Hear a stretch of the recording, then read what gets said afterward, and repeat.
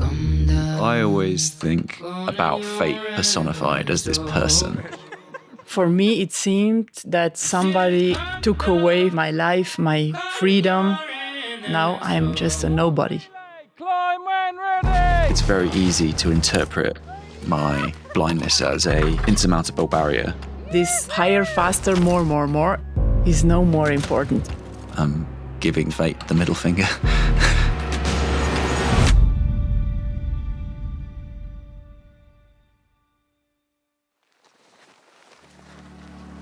So with the sound, with my sound, you can exactly know if I'm going to the right or left. Yeah, exactly. Wow. I didn't know Jesse before this trip personally. For me, this ice climb together was like a first ascent because it's a new experience, completely new. I just listen to the noise and then I get a direction and a vague distance as well, because if you start getting quiet, I know I need to go faster. Often I think that people forget I'm blind. It sounds really weird. I guess that is partly my attitude. Towards the bottom of this mountain. The pace is good for you? Yeah, all good. Nice. I'm probably known for being the first blind person to lead the Old Man of Hoy. I was the first blind person to put up a first ascent in Morocco, first ascents in Greenland in winter. I managed to become the youngest woman to climb Lhotse at the time, to see the curve of the planet. It was for me something, wow, like one of the best moments of my life. Does it make much difference between kind of 5,000 to 6,000, 7,000 to 8,000? Yeah, like from 8,000 higher, your body can just use half of the oxygen. I wanted higher, faster, more. Is really this 8,000 meter mark where you enter in a different world. Have there been people who told you, you should not do this because you put your life all the time in risk? For me, like if I have to cross the road on my own, that is actually more dangerous than there's quite a lot of climbing situations. You cannot tell this to the normal people. Oh. They will say, no, you're crazy. Yeah, maybe. I have a genetic condition that means that the light-sensitive cells at the back of my eye have slowly crumbled away into like little breadcrumbs, basically. It's hard to define. Yesterday I could see and today I can't because the change from day to day was so slow. But that was a gradual thing that I had time to kind of come to terms with. 2020, there was still one 8,000 meter peak unclimbed in winter. And for me was still this dream inside my head. I have this one possibility to become the first woman ever to do a first winter ascent. I started so in love, so motivated, so grateful for everything, and then everything turned into bad. I tried to go for the summit with JP Moore, and I knew exactly if I continue now, I will lose my life.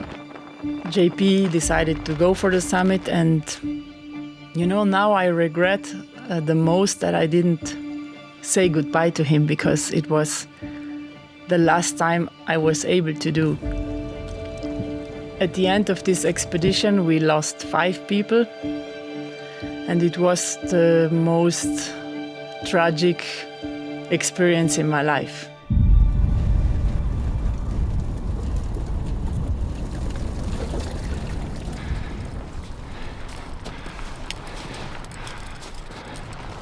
I can hear you through the radio. You can hear me? Yeah, I can hear you. Yeah, perfect. So if you want me louder, or if you're like, oh, I've had enough of him, turn him down. Yeah. Oh, yeah. Last. I guess the main thing will be where we think I need to place the ice screws.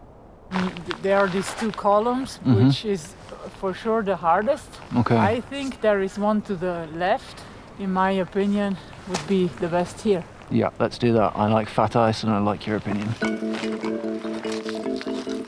For most climbers, leading is the yardstick that you get measured by. Sweet. Straight up here? No, it's to the left. And I think it should be the same for me. And now here you can start. Okay. You can hear me? Yeah, I can hear you. Yeah. When you're leading, it's your responsibility to place the gear, the safety equipment. In here, maybe? Yeah, it looks good. The gear is only there as a safety precaution in case you fall off. If you do it badly, you're going to fall a long way. You go a little bit higher. You can place it on this more vertical wall. People often don't say it to my face. Don't let him do that. You can't do that. No, don't let him do that. I kind of hear about those things after the fact, but no one ever says it to my face. Because for them, it does seem crazy. No, sorry, I can't give you any advice because I cannot see what you're doing, but... I don't want to be defined by my disability. Yeah, it's a part of me. I can't change it, but I just want to get on with my life and do the things I want to do. We come from a certain life, and then there was this changing moment. For him, this moment was gradually, and for me was like a cut.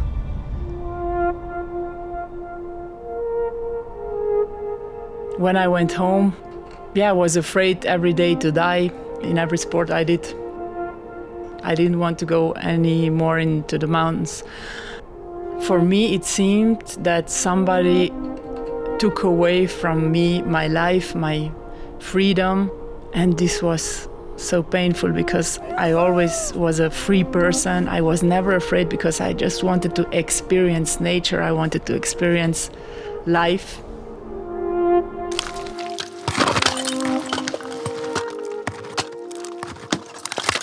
Ice. The slope is getting a little bit more gentle and you're nearly at the top. There are so many instances in day-to-day life where my disability limits me. But actually, when I'm climbing, and especially when I'm leading, I'm responsible for placing the gear, for choosing where I'm going to put my hands, put my feet. Because now here is becoming some snow. The guide can help, but they can't, place that ice screw. They can't make your hands grip any harder. That's down to you. Oh, it's not easy to watch. I always think about fate kind of personified as this person. Okay, you've thrown this challenge at me. You've tried to stop me doing this, but I've gone ahead and done it anyway. And in that sense, I'm giving that personification of fate the middle finger. Okay, tomorrow you're on belay. Climb when ready.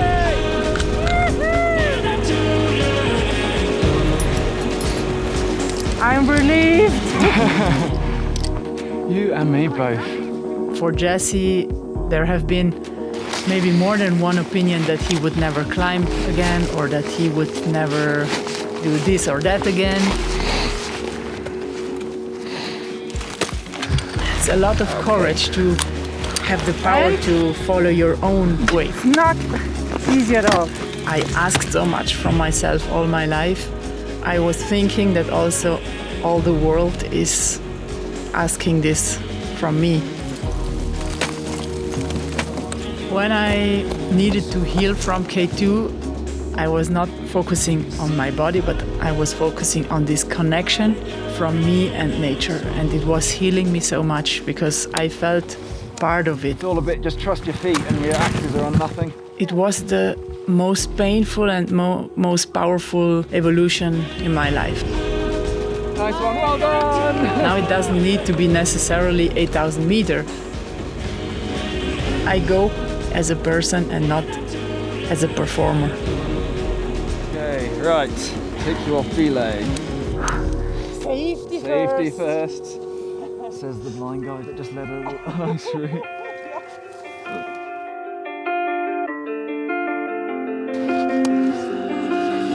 Bring it back to me.